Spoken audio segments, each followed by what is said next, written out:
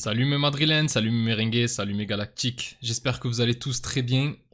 Enfin je vous retrouve pour parler du Real Madrid après ces 2 semaines de trêve internationale qui m'ont paru interminables et où il n'a rien eu de réellement intéressant si ce n'est malheureusement cette histoire avec Kylian Mbappé dont on va parler dans la seconde partie de la vidéo. Mais bon, avant tout ça, ce week-end c'est le retour du championnat, du Real Madrid et c'est surtout ça dont j'ai envie de parler en priorité. Du coup, le Real se déplace ce samedi soir à 21h sur la pelouse du Celta Vigo pour la 10e journée de Liga. C'est l'occasion pour nous de remettre directement le pied à l'étrier après cette coupure. En plus de ça, on joue avant Barcelone, qui elle reçoit Séville ce dimanche soir. Et avec la victoire demain soir, on pourrait leur mettre une petite pression en recollant au même nombre de points que les Blaugrana, même si avec leur début de saison canon et le fait que ça soit à domicile, il y a peu de chances que les Barcelonais ne laissent échapper la victoire. Cela étant dit, reconcentrons-nous sur la confrontation face au Celta. Alors le Celta Vigo cette année, c'est pour le moment une honnête 9e place pour un club qui a l'habitude de flirter avec la zone rouge depuis plusieurs années, avec un bilan certes plutôt mitigé, 4 victoires, 1 nul et 4 défaites depuis le début de la saison. Mais à noter que la plupart des victoires ont surtout eu lieu à domicile et que même les défaites de l'équipe ont surtout été subies à chaque fois en toute fin de rencontre lors du temps additionnel, que ce soit face à Villarreal, Osasuna ou encore à domicile face à l'Atlético. Ce qui montre tout de même que malgré leur bilan qui semble pas extraordinaire, ça reste tout de même une équipe qui peut s'avérer embêtante pour nous.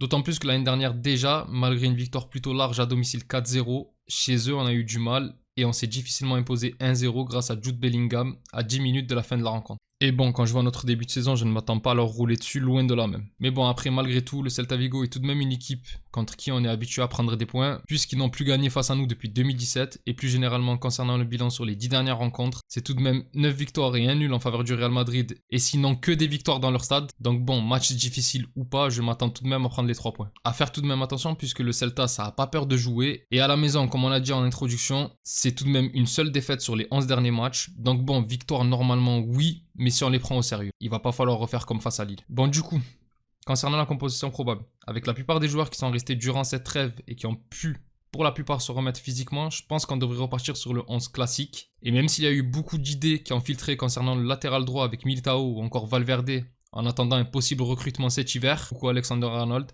même si je pense que concernant l'anglais, il ne rejoindra l'équipe que la saison prochaine, il est fort à parier que c'est Lucas Vazquez qui devrait être le remplaçant naturel de Carvajal, et que si modification il y a, ça ne se fera que si vraiment l'Espagnol montre ses limites dans des matchs importants. A noter également la possible présence de Lunin à la place de Courtois, puisqu'au moment où j'écris cette vidéo, Courtois n'est toujours pas remis de sa lésion musculaire subie lors du match face à l'Atlético et reste donc incertain.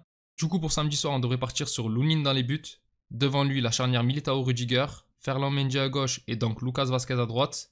Et là concernant le milieu de terrain, alors au vu des dernières rencontres, peut-être qu'on partirait sur un milieu à 4, mais honnêtement je privilégie toujours un milieu à 3, puisque comme j'avais dit lors de l'avant-match et du débrief face à Villarreal, il y a un manque criant de créativité au milieu de terrain, et malheureusement l'absence de cross ne pourra jamais être palliée par les joueurs actuels. Alors oui, il y a bien Modric et à un degré moindre Camavinga pour essayer d'apporter cette étincelle aux côtés de Bellingham, mais malheureusement pour le français, même s'il a du ballon, il est très loin de pouvoir le faire, pour le moment je précise. Et concernant Modric, il n'est tout simplement plus vu comme un titulaire et il ne pourra pas s'imposer sur la durée dans le milieu de terrain à bientôt 40 ans. Il fera sûrement encore parler de sa magie sur quelques matchs, mais pas sur l'ensemble de la saison. Et pour moi, la véritable valeur créative se trouve alors oui dans les pieds de Bellingham, mais surtout sur la ligne d'attaque. Vinicius, bien sûr Rodrigo et Mbappé, même si ce dernier est plus cantonné à un rôle de buteur. Mais tout comme son but face à Alaves, s'il retrouve un bon niveau, il fera des différences. Du coup, au milieu, j'aurais préféré mettre Camavinga, mais pour une question d'équilibre, ça sera sûrement Tchouaméni et devant lui Bellingham et l'indétrônable Valverde. Et enfin, sur la ligne d'attaque, vous m'avez compris, Vinicius, Mbappé et Rodrigo, qui ne méritent absolument pas de se retrouver sur le banc, puisque pour moi, en ce début de saison, il fait largement partie de tes meilleurs éléments avec Bellingham et Valverde. Pour la partie prono, bon, forcément, je vois bien une victoire du Real Madrid avec pourquoi pas Mbappé buteur sur sa dynamique. Et quand on va parler de lui plus tard dans la vidéo, ça prêtera plutôt à sourire, mais je pense justement qu'il va avoir besoin de ce ou de ses buts, ou sinon Vinicius, qui lui aussi a besoin de se rassurer.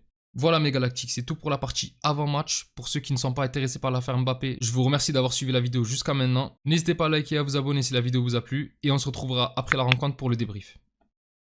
Bon, on arrive à la deuxième partie de la vidéo, et je sais que la plupart des personnes ont surtout cliqué pour ça, et on va donc passer aux choses sérieuses.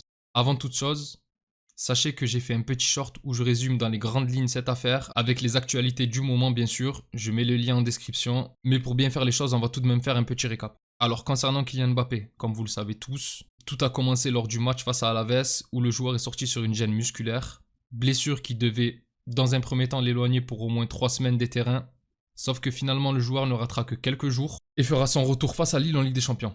À ce moment-là, très bonne surprise, le joueur est apte plus vite que prévu et il jouera même une grosse demi-heure. Bon, on va faire abstraction du score final, c'est pas ce qui nous intéresse, mais voilà, à ce moment-là, tout va bien. Dans la même semaine, il y a des échanges avec Didier Deschamps. Mbappé lui aurait fait comprendre que finalement, il a toujours un peu mal et qu'il n'est pas à 100%, qu'il aimerait rester à Madrid pour se reposer et se retaper. D'autant plus que le Français n'a pas fait l'entièreté de sa préparation. Et voilà, il aimerait bien refaire une mini prépa pour se remettre en forme. En vrai, encore une fois, rien de choquant. Sauf que, première petite polémique, le joueur est titulaire avec le Real face à Villarreal. Bon, moi personnellement, je suis fan du Real Madrid.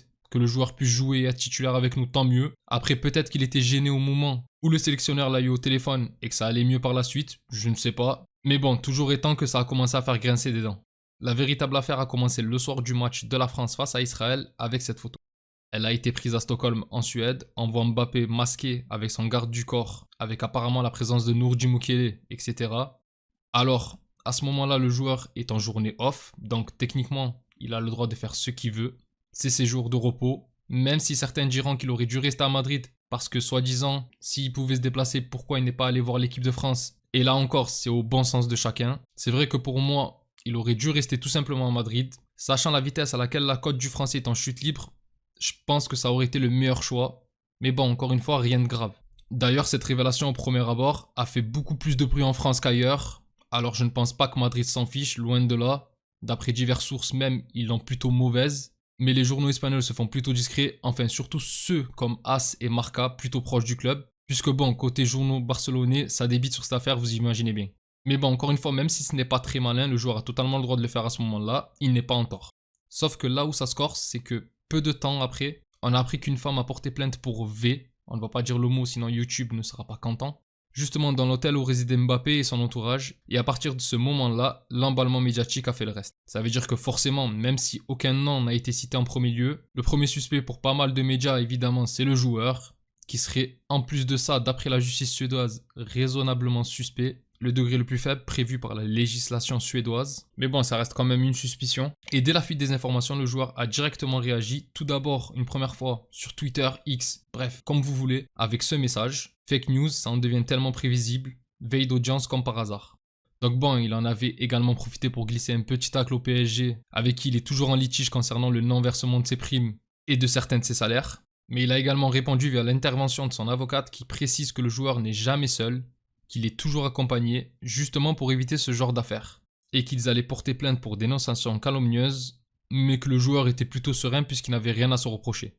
Mais bon, dans ce genre d'affaires, vous le savez très bien, les nouvelles sortent vite, même très vite, quand il s'agit d'une personnalité comme Mbappé. Et là, aux dernières nouvelles, on apprend que c'est bien Mbappé qui serait visé par la plainte, qu'il aurait apparemment bien eu une relation avec une femme en Suède, mais que celle-ci était consentante d'après ses dires, et qu'il allait garder ses explications pour la justice suédoise dans le cas où elle le solliciterait. Alors bon, qu'est-ce que je pense de cette affaire? Déjà, si elle s'avère vraie, ce que je ne souhaite pas, bien entendu, aussi bien pour le joueur, mais surtout pour la victime, personne ne devrait subir ce genre de choses, franchement, ça serait très grave pour le Français. Parce que là, ça voudrait dire qu'il a vraiment touché le fond, et que je ne sais pas ce qui aurait viré dans sa tête, parce que Mbappé, à la base, on le sait que c'est un garçon intelligent, et que là, vraiment, il aurait pété un plomb.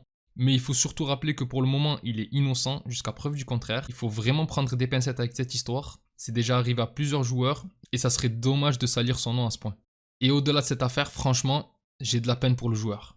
Il n'y a pas si longtemps, c'était la star du football mondial actuel, aussi bon sur les terrains qu'avec les micros. Et là, depuis 2 ans, comme j'ai dit, sa cote de popularité est en chute libre, son niveau footballistique aussi, même s'il a toujours des stats. L'homme, ça se voit que sa dernière année à Paris l'a détruit. Diverses sources plus ou moins sérieuses parlent de dépression que connaîtrait le joueur, d'impossibles débuts d'alcoolisme et d'une histoire un peu trop personnelle concernant un avortement. Et franchement, on a l'impression que le joueur ne vit pas, mais il survit et qu'il a perdu goût à tout. Enfin, en dernier lieu, on sait que la venue de l'attaquant est due à un caprice de Tonton Pérez que je respecte et qui est pour moi le meilleur président de tous les temps, du haut de ma toute petite expérience de vie bien sûr, et que personnellement j'aurais préféré signer Haaland, car pour moi c'était tout ce qui manquait à l'équipe la saison dernière, un véritable finisseur.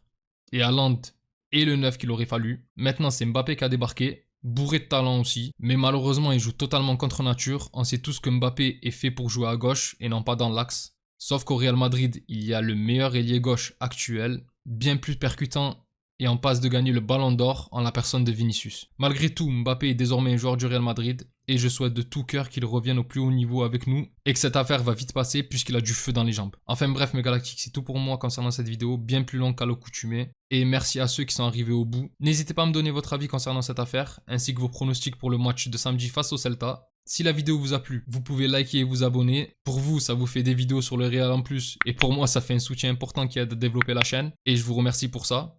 Pour les autres, je vous donne rendez-vous après le match du Celta Vigo et j'espère la victoire. D'ici là, je vous souhaite une excellente journée ou soirée selon l'heure à laquelle vous regardez la vidéo. Prenez tout soin de vous et encore et toujours, hasta le final, vamos Real. Salut!